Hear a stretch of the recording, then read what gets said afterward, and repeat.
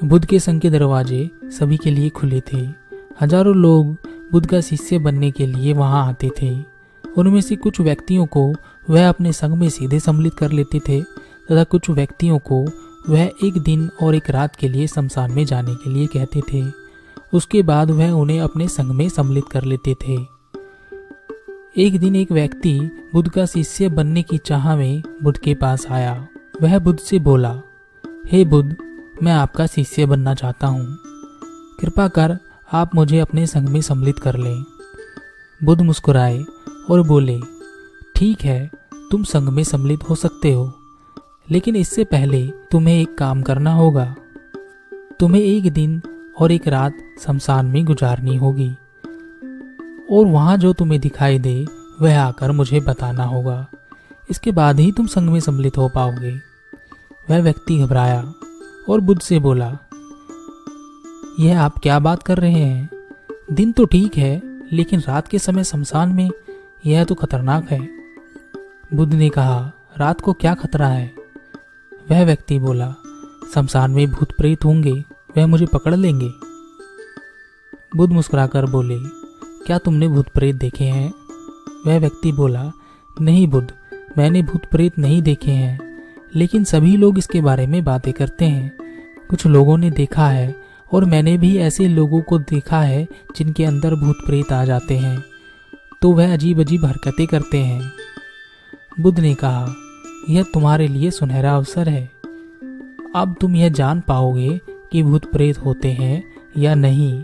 अगर वे होते हैं और तुम्हें मिल जाएं, तो तुम उनका विश्लेषण करना और देखना कि वह कैसे होते हैं। घबराना मत। और अगर नहीं होते हैं तो तुम्हें कुछ नहीं मिलेगा और तुम यह जान पाओगे कि भूत प्रेत नहीं होते हैं। ध्यान रखना, वहाँ जो भी घटनाएं घटें वह तुम मुझे आकर बताओगे। वह व्यक्ति बोला, ठीक है बुद्ध, आप कहते हैं तो मैं वहाँ एक दिन और एक रात जरूर गुजार लूँगा। बुद्ध ने कहा, ठीक है, अभी तुम आश्रम में आराम करो और सुबह होते ही शमशान के लिए निकल जाना। वह व्यक्ति आश्रम में चला गया। बुद्ध ने अपने दूसरे 4 शिष्यों को बुलाया और उनसे कहा, देखो, यह व्यक्ति कल सुबह शमशान जाएगा। यह एक दिन और एक रात शमशान में रुकेगा। तुम इसका वहां पर ध्यान रखना, लेकिन उसको पता न चले।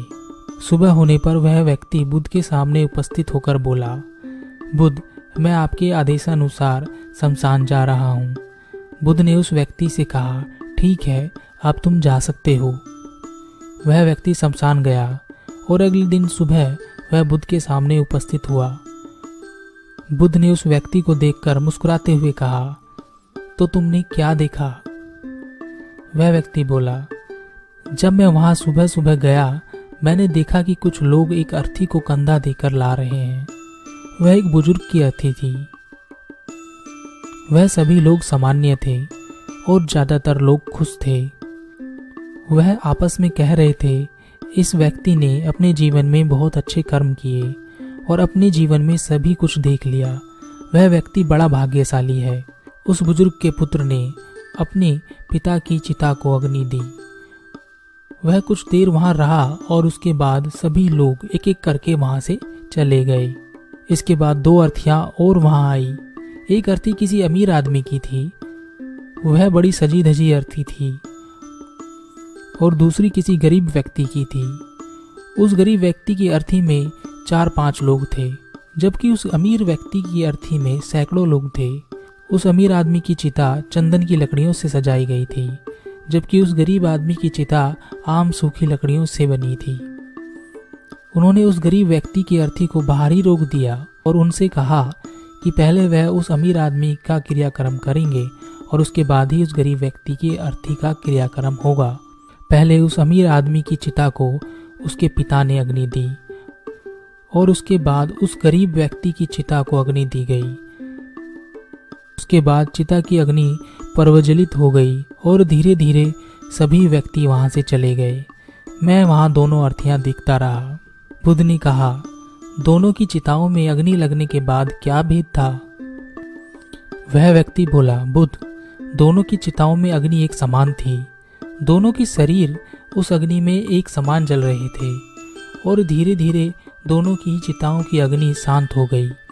अंतिम रूप से जो बचा वह भी एक जैसा ही था। उन दोनों में कोई भेद नहीं था। हे बुद्ध, इसके बाद एक युवा स्त्री की अर्थी आई। उसके पीछे कुछ लोग थे। उनमें से कुछ लोग बहुत दुखी थे और बहुत पीड़ा में थे। कुछ लोग उस स्त्री के पति को बार बार सांत्वना भी दे रहे थे। हे बुद्ध, मैंने वहां एक अजीब बात देखी। पूरे दिन में जितने भी लोग वहां आए थे सभी महाज्ञानी थे। सभी ज्ञान की बातें कर रहे थे। सभी कहते थे कि यह तो एक दिन होना ही है, यह तो सभी के साथ होता है, एक दिन सभी को यहाँ आना ही पड़ेगा। जीवन दयालुता और परोपकार से जीना चाहिए। हमें किसी को कष्ट नहीं देना चाहिए। पूरा जीवन धन के पीछे दौड़ दौड़ कर कुछ नहीं होता। अंतिम रूप से हम सभी को शमशान जाना होता है। इसके बाद वहाँ कोई नहीं आया और धीरे धीरे रात होती चली गई और सुबह होने पर मैं आपके पास आया। बुद्ध ने कहा, क्या तुम्हें वहाँ कोई भूत प्रेत मिले? वह व्यक्ति बोला, नहीं बुद्ध, मुझे वहाँ कुछ नहीं मिला। पूरी रात मैं अपने ही आहट से डरता रहा, पत्तों की आवाज़ों से डरता रहा, जानवरों की आवाज़ों से डरता रहा, लेकिन पूरी रात में मुझे कोई भूत या प्रेत नजर नहीं आए।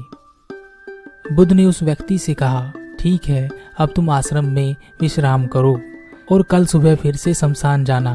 तुम कल फिर एक दिन और एक रात शमशान में रुकोगे। वह व्यक्ति बोला, बुद्ध, आप ये कैसी बातें कर रहे हैं? आपके कहे अनुसार मैं एक दिन और एक रात शमशान में रुका। रात मैंने कैसे निकाली यह मैं ही जानता हूँ। अब मैं दोबारा उस शमशान में नहीं जाऊंगा। बुद्ध ने कहा, देखो, एक खास चीज जो तुम्हें वहां मिलनी थी अभी नहीं मिली है। अगर तुम एक बार और वहां जाओगे तब तुम्हें वह खास चीज वहां दिखाई देगी, जिससे तुम्हारा पूरा जीवन बदल जाएगा। वह व्यक्ति बोला, ठीक है बुद्ध, आप कहते हैं तो मैं एक बार और शमशान में जाऊंगा। इसके बाद वह व्यक्ति आश्रम में चला गया और अगले दिन बुद्ध से आशीर्वाद लेकर फिर से शमशान पहुंच गया। और फिर अगले दिन वह बुद्ध के सामने उपस्थित हुआ और बुद्ध ने उस व्यक्ति से पूछा, अब मुझे बताओ, क्या तुमने वह खास चीज वहां देखी? वह व्यक्ति बुद्ध से बोला, जैसा आपने कहा था वह चीज मुझे वहां मिल गई है। मैंने उसे वहां देख लिया है बुद्ध। बुद्ध ने कहा, तो बताओ तुमने वहां क्या देखा? वह व्यक्ति बोला, बुद्ध, मैंने देखा कि शाम के समय कुछ लोग मुझे अर्थी पर लेकर आ रहे हैं। मेरे पीछे 10-15 लोग चल रहे हैं। मुझे 4 कंधों पर उठाया हुआ है। मुझ पर कुछ फूल फेंके जा रहे हैं। मेरे पिता आगे आगे चल रहे हैं और मेरे कुछ रिश्तेदार पीछे चल रहे हैं। वह लोग बहुत दुखी हैं। मेरे पिता अत्यंत दुखी हैं। मेरा भाई भी बहुत दुखी है। कुछ लोग वहाँ पर बहुत शांत हैं। वह गांव के लोग हैं। सभी लोग एक सदमे में हैं। उनमें से कुछ लोग खुश हैं, लेकिन वह दुखी होने का ढोंग कर रहे हैं। वह मेरे पिता को सांत्वना दे रहे हैं। मेरा भाई दूर खड़ा दुखी हो रहा है। कुछ लोग उसे सांत्वना दे रहे हैं तो कुछ लोग उससे कह रहे हैं कि अब वही मेरे पिता का इकलौता वारिस है। वहीं कुछ लोग आपस में बात कर रहे हैं और कह रहे हैं कि यह बहुत गलत हुआ। अभी तो यह लड़का जवान था, अभी तो इसने कुछ देखा भी नहीं था और इस बेचारे के साथ ऐसी घटना घट गई। कुछ लोग आपस में कह रहे हैं यह तो सभी के साथ होना है। तभी मेरी अर्थी को नीचे उतारा गया। मुझे अर्थी से खोला गया और मेरी चिता पर मुझे लिटाया गया। इसके बाद सारी क्रियाक्रम की क्रियाएं पूरी की गई। मैं उस अर्थी पर पड़ा यह सब देख रहा था। मैंने उस अर्थी से उठना चाहा, लेकिन मैं उठ ना सका। मैं सांस लेना चाहता था, लेकिन मेरे अंदर सांस नहीं थी। मैं एक बार अपने पिता के गले लगना चाहता था, लेकिन मैं हिल भी नहीं सकता था। मैं अपने भाई से कुछ बोलना चाहता था। मैं उससे कहना चाहता था कि मैं उससे बहुत प्रेम करता हूँ और वह मेरे माता पिता का ख्याल रखे, लेकिन बहुत कोशिश करने के बाद भी मैं कुछ नहीं कर सकता था। मेरे पास देखने के अलावा कोई और रास्ता नहीं था। धीरे धीरे उन्होंने मेरे पूरे शरीर को लकड़ियों से ढक दिया और फिर मेरे चेहरे को भी ढक दिया। अब मुझे उस चादर के पार कुछ नहीं दिखाई दे रहा था। फिर मुझे कुछ गर्मी महसूस होने लगी और मैंने देखा कि धीरे धीरे मेरा सारा शरीर अग्नि में जल रहा है। मेरे हाथ जल रहे हैं, मेरे पैर जल रहे हैं, मेरी खाल जल रही है, मेरी हड्डियां भी जलने लगी हैं और अग्नि और ज्यादा प्रज्वलित होती चली गई। मैं उस भयंकर अग्नि से एक बार बाहर निकलना चाहता था। मेरा वहां दम घुट रहा था। मैं एक बार सांस लेना चाहता था, लेकिन मैं नहीं ले पा रहा था और मैं उस अग्नि में कहीं खो गया। पूरी रात मैं अपने आप को वहां जलते हुए देखता रहा। मैंने देखा कि अंतिम रूप से सिर्फ मेरी राख ही बची है। उस पूरी रात ना तो मुझे डर लगा और ना ही डर का एहसास हुआ। वह भी न जाने कहाँ खो गया। रात कब गुजर गई मुझे पता ही नहीं चला और सुबह होने पर मैं आपके पास आया। बुद्ध मुस्कुराते हुए बोले, अब तुम संग में सम्मिलित हो सकते हो और वास्तव में ध्यान और ज्ञान के लिए ध्यान का बीज अंदर होना जरूरी है। वह बीज तुम्हें कल रात वहां मिला, जब तुमने यह जाना कि सब कुछ नश्वर है। इस दुनिया में सभी व्यक्ति शमशान में जाने के बाद यह तो देख लेते हैं कि सभी को एक दिन जाना है, लेकिन जैसे ही वह शमशान से बाहर निकलते हैं सब भूल जाते हैं और फिर से अपनी जिंदगी वैसे ही गुजारते हैं, वैसे ही अधर्म करते हैं, वैसे ही लालच करते हैं और वैसे ही क्रूरता दिखाते हैं और जैसे ही शमशान में जाते हैं फिर से धार्मिक हो जाते हैं। पहली बार जब तुम शमशान गए तब तुम उन सभी ज्ञानी व्यक्तियों के जैसे थे जैसे कि वहाँ सभी महाज्ञानी व्यक्ति आते हैं। लेकिन कल रात जब तुम वहाँ गए और उसके बाद आज जब सुबह तुम यहाँ आए हो, तब वाकई तुम्हारे अंदर ध्यान का बीज उत्पन्न हो गया है। हम जब तक जीवन को नहीं समझ सकते जब तक कि हम मृत्यु को ना जाने। जो व्यक्ति बीमार है वही स्वास्थ्य को समझ सकता है। जो ध्यान का बीज कल रात तुमने पाया, अब उसे तुम्हें वृक्ष बनाना है और एक ऐसा विशाल वृक्ष तुम्हारे अंदर उत्पन्न होगा जो सभी को ध्यान की छांव से परिपूर्ण करेगा।